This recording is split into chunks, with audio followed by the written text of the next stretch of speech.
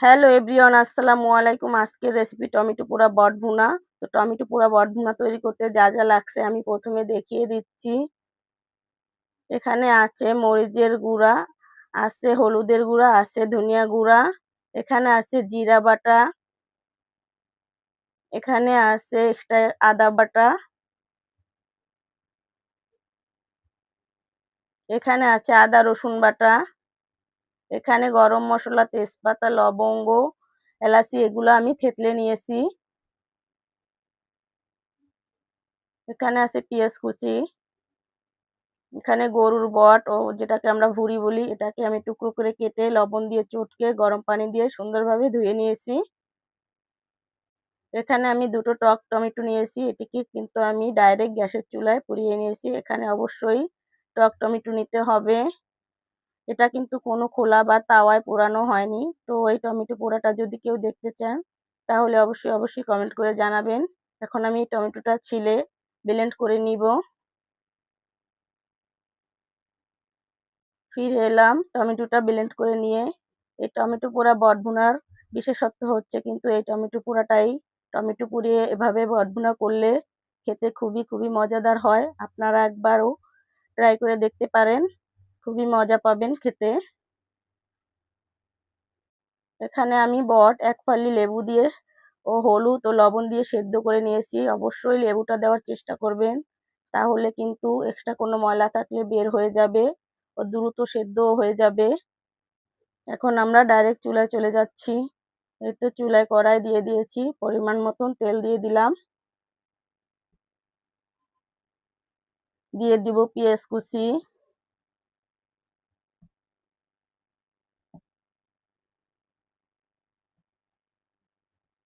পেঁয়াজটা ভাজা হয়ে গেছে। এখন দিয়ে দিচ্ছি আগের থেকে থেতলে নেওয়া গরম মশলা ও তেজপাতা, দিয়ে দিচ্ছি এক্সট্রা আদা বাটা,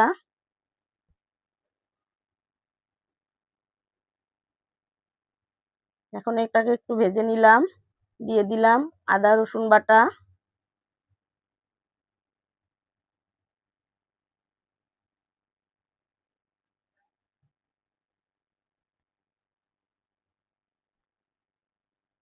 দিয়ে দিচ্ছি জিরা বাটা,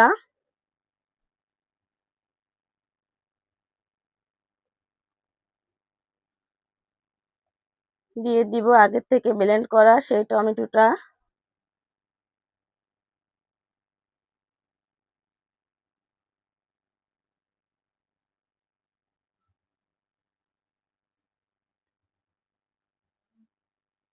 এখন দিয়ে দিব সামান্য পানি,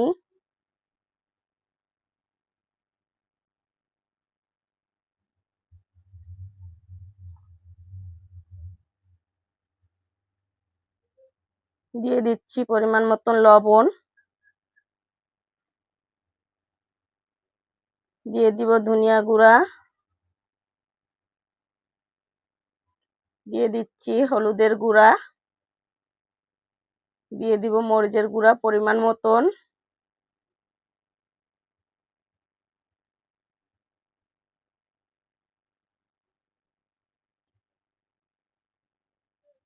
আপনারা হয়তোবা ভাবতে পারেন যে এখানে টমেটোটা পুড়িয়ে দেওয়ার দরকার কি, কেটেও তো দেওয়া যেত।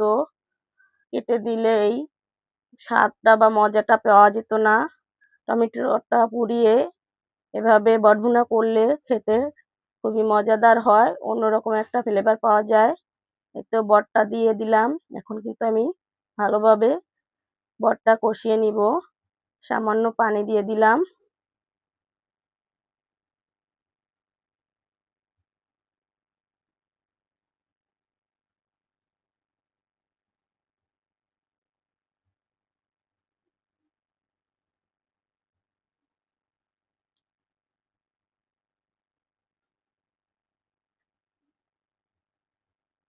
এই তো এখানে একটু আমি নাড়াচাড়া দিয়ে দিব।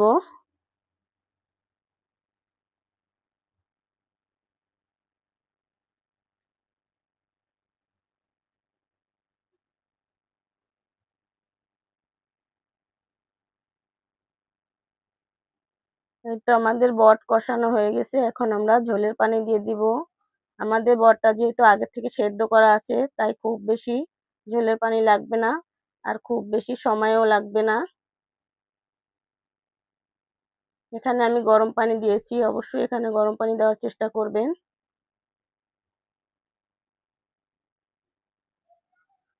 এই পর্যায়ে দুটো কাঁচামরিচ দিয়ে দিলাম।